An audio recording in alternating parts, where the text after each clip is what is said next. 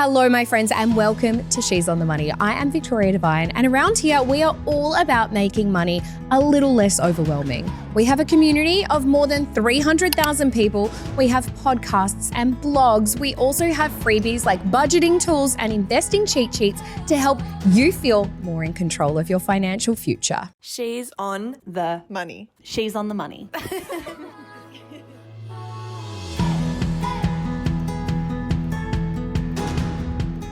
My name's Natasha Bamblett. I'm a proud First Nations woman and I'm here to acknowledge country. Hello, beautiful friends. We gather on the lands of the Aboriginal people. We thank, acknowledge and respect the Aboriginal people's land that we're gathering on today. Take pleasure in all the land and respect all that you see. She's on the Money podcast acknowledges culture, country, community and connections, bringing you the tools, knowledge and resources for you to thrive. Hello and welcome to She's on the Budget, the series where we break down the federal budget in a way that hopefully makes you sound smarter at brunch, in the group chat, or aggressively pacing Coles, wondering why blueberries now require a payment plan.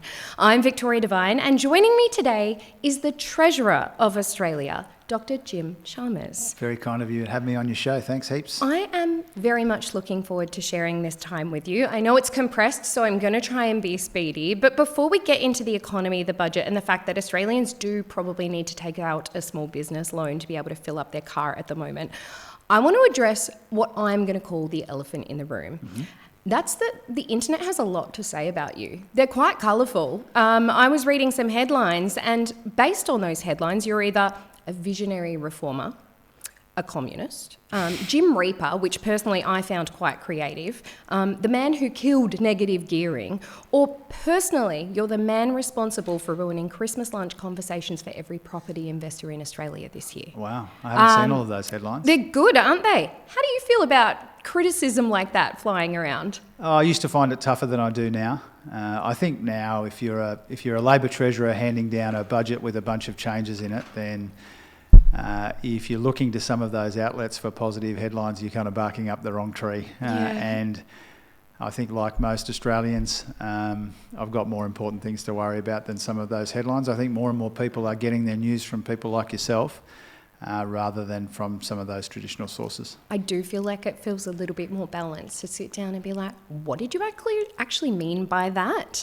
But I also likened the budget earlier today with Albo to it feeling like a wedding. And I feel like the budget for you must have felt like you were hosting a wedding because half the guests leave furious at the seating chart. No matter what you do during a wedding, someone is going to be upset. Do you think that's pretty accurate? I hadn't thought about it that way, to be honest, but people dress up, I guess. My young fella came down from Logan for the event, and I don't think I've seen him in a button-up shirt for a long time that isn't a school uniform. So people dress up. See, there's a dress code. It's like a wedding in that regard. And no phones. No phones temporarily, or at least maybe sneaky phones. Just during the reception, of course. Right. It's not festive like a wedding, but it's a big occasion, and people are people come from all corners of the country for it. Now, Treasurer, before we get into some heavy stuff, we always start with a money story on my show because we all have one and it shapes how we spend, save and think about money. What is your earliest memory of money? I was thinking a bit about this the other day because we haven't worked out yet how to do the whole pocket money thing for our kids. And I was remembering when I was little, we had two things. We had one of those saver accounts. Oh, yes. And I'm so old that it was a kind of a handwritten balance book, that you'd bring in your 50 cents or whatever. But that's also what I had. So right, you're calling me old? Okay, no, of course not. So I remember that, and I also remember working out whether my older siblings should get more pocket money than me or not because they had bigger expenses and they were older, and so I can kind of vaguely remember those conversations. Yeah, our theory in my house was 50 cents for every age you were. Is that right? So you got a pay rise every birthday. Yeah, that's like a progressive system of pocket money. I like it. Yeah, my mum said it was equality, and I'm not sure about that, but we can come back to that. Now, you mentioned before that your younger guy came down from Logan and you grew up in Logan. Yeah. And you've spoken before publicly about really understanding financial pressures firsthand, which, to be honest, I think is essential for the Treasurer of Australia. Do you think that changes the way that you approach budgets compared to people who've only ever viewed the economy through spreadsheets? Oh, definitely.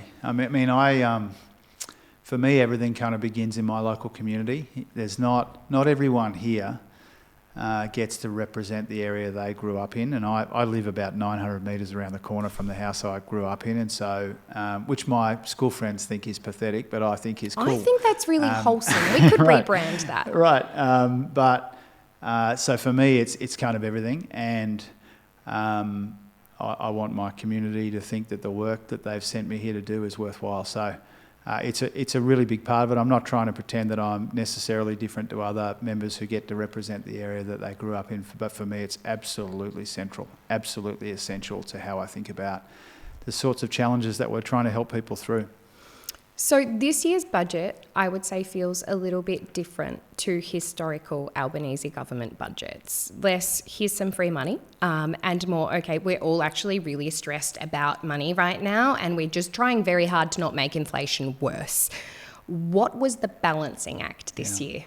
Well, that's the perfect way to describe it. Every budget's got a series of fine balances in it, and this one feels like the degree of difficulty was a bit higher because we had the inflation challenge. We had, people getting through a global oil shock. We don't know when the war in the Middle East will end or for how long the costs will be borne by people here in our country. And so more than the usual amount of uncertainty. And so what we tried to do was to say, okay, it's effectively a budget doing two things at once, helping people through a difficult period, setting the place up for the future, recognising that particularly in that longer term piece, there's some difficult, politically contentious changes that we want to make. And I think the thing I'm proudest of in the budget, if I reflect on it, is really that some governments would have used what's happening on the other side of the world as an excuse not to do some of these bigger, longer term things, but we've done that at the same time as we've got a fuel security package and cutting fuel taxes for people doing it tough. Yeah, and I think that Australians are able to understand global instability from an intellectual point of view. Like, we get it, we know what that means, but from an emotional perspective, I think it still feels very like, well, why is this conflict that's happening on the other side of the world that we didn't have anything to do with suddenly making my Woolworths shop terrifying? Yeah. I tried to acknowledge that in my budget speech, actually, quite near the front, which is to say that Australians didn't choose this war or the consequences of this war. They won't decide when it will properly end.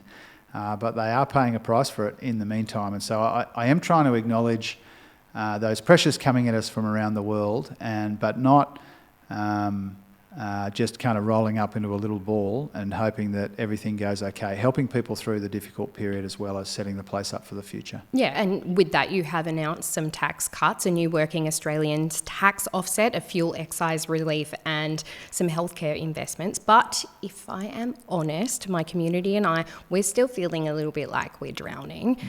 Do you worry that the government can sometimes sound a little bit disconnected from how hard hitting things are actually on the ground? Yeah, I mean, obviously I hope not, but I understand that, any one of these policy changes, whether it's any one of the 5 different ways that we are cutting taxes for people with a disproportionate benefit, positive disproportionate benefit for younger people, younger workers, I can understand that there's always an appetite for more help and more support. We've only been here 4 years, but we've cut income taxes 5 different ways. And there'll always be people who would like us to cut taxes by more. We get that. Down the track, we'd like to cut taxes by more, but we can only do what we can afford. Absolutely. The question that I get the most, or I have had the most over the last weeks about housing. Yeah. I have an incredible community of people who would love to own their first homes. Right. And I think we need to talk about it because respectfully, Australians are losing their minds over this. Usually when somebody says respectfully, there's an especially unkind thing that follows that, but you didn't do that then, so no, I appreciate I'm not that type of person. In fact, when I'm going to do that, I will say quite directly, disrespectfully, Right, because it's always a backhanded compliment, isn't it? But this budget made massive changes to negative gearing and capital gains tax after Labor had previously ruled them out. Now, I spoke to Albo about this morning, and sometimes with new information, we have to make different changes and change our mind. And I think that's about learning and about growth. But what has changed? Was this an ideological shift? Was it an emotional necessity? Was it an economical necessity? Like, was there a heap of political pressure? Like, why are we going from saying we aren't going to touch that to, hey guys, we have to touch that? Yeah, understood. I think the best way to convey how we landed here is at the election, we had a focus overwhelmingly on building more homes. We've still got that primary focus. There's not enough homes in communities and not enough affordable options for people to get into the housing market. So that's still the main game, but it became increasingly clear to us that we needed to do more than that we had to care as well about the composition of the market. And over a long period of time, the home ownership rates amongst young people have been getting worse. And so I think for us, in coming to this decision relatively recently, it was more a sense of if we leave it for any longer, it will get worse and it will get harder. And it would have been, politically, it would have been much easier just to leave things as they were. But we would have been doing that knowing that we'd be leaving these difficult changes for another generation to make. And so we'd rather fix them, even though that has invited all of the expected political conjecture. Yeah, because I think that you don't, and I'm not defending it because I don't speak for you, but I think when a decision like this is made, you don't make it with the assumption that people are just going to take it willingly. They're going to obviously be like, well, you said, and that can be really rough. I've found that with that, often the people who want to focus exclusively on that, what they're really trying to do is they're trying to avoid the substance of the issue often. And what I mean by that is people who don't want to contest whether the current arrangements are a problem, tax arrangements in the housing market are a problem, they'd rather focus on the politics of it or some of those comments and commitments that we've made in the past. I understand why people are interested in that, but I would rather people focus on the substance of the change we're making. Yeah. And one thing I noticed in this year's budget was how much of the spending was actually tied to women's financial security, which I love. So healthcare, child support, paid parental leave, work mobility, endometriosis clinics. Do you think governments are finally starting to understand that women's economic participation is economic policy? Yeah, absolutely. And we've got three big things going for us in this regard. First of all, Katie Gallagher is the Women's Minister and the Finance Minister. That helps. Second of all, we've got across our economic institutions now, we've got for the first time women leading the Productivity Commission, the Treasury, the Reserve Bank, ASIC, and in other areas as well. And the third thing we've got going for us, and I'm not trying to make a partisan point on your podcast, but the majority of the Labor government is women, and that's not standard operating procedure in this joint for a very, very long time. And I think those three things combine to make a really genuine difference. Yeah. So tell me, what's something Australians fundamentally misunderstand about federal budgets? I think that a lot of the spending is kind of baked in. A lot of the decisions, people think that we start a budget with a perfectly blank page and then we decide how much to spend on this or that. Whereas in reality, there's a lot of decisions taken for you. For example, the indexation of the social security system, that is automatic. So that eats up a part of the budget when the indexation happens. And so a lot of what we're really dealing in budgets from one to the next is really a sliver of discretionary spending. There's a lot of it that's already baked in and automatic. Yeah, absolutely. Now, I have less than 2 minutes left with you because you are a booked and busy man.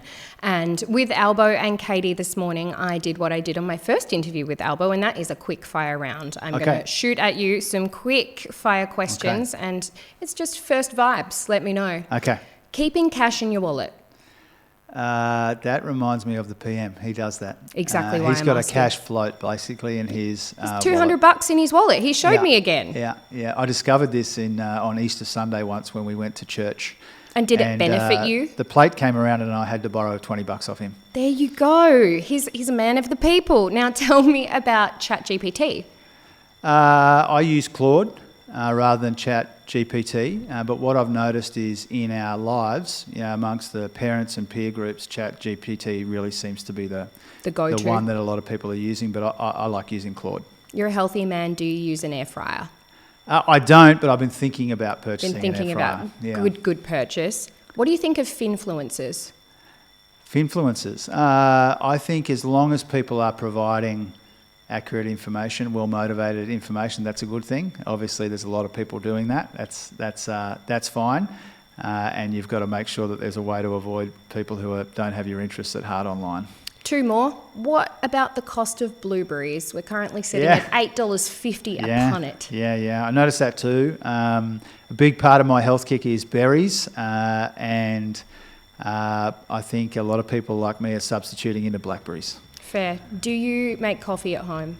Yeah, absolutely. I've got a coffee machine. I actually prefer now my home coffee because I've kind of perfected exactly how I like it. So have I. All right, Treasurer Jim Chalmers, thank you so much for joining us today. And thank you for listening to this bonus budget episode of She's on the Money. If this episode helped you better understand what the hell just happened in Canberra, send it to a friend, share it in the group chat, and make sure you're subscribed because we've got more budget breakdowns coming very soon. Take care of yourselves and we'll see you next time.